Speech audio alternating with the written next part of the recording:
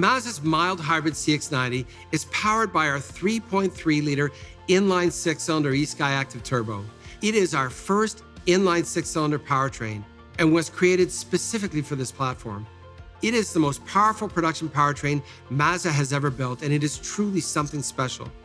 We chose to create an inline 6-cylinder because the configuration reduces weight and complexity versus a V6, and quite honestly, because it feels like expensive machinery. It is smooth in a way that is one of the defining attributes of inline 6-cylinder engines. The character of the engine complements CX-90. There are two versions of this engine. The standard version delivers outstanding performance and refinement, while the high output version delivers the same extraordinary refinement with more power and torque. We built this one for the enthusiast who's looking for a little more.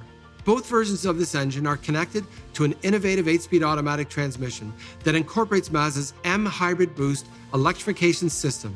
This approach enhances performance, efficiency, and refinement. Two clutches seamlessly manage the connection between the 6-cylinder engine, electric motor, and transmission. The electric motor assists with acceleration from a standing start, and it improves shift quality once you're underway. It is an innovative design which reflects Mazda's commitment to challenging convention and celebrating joy through driving.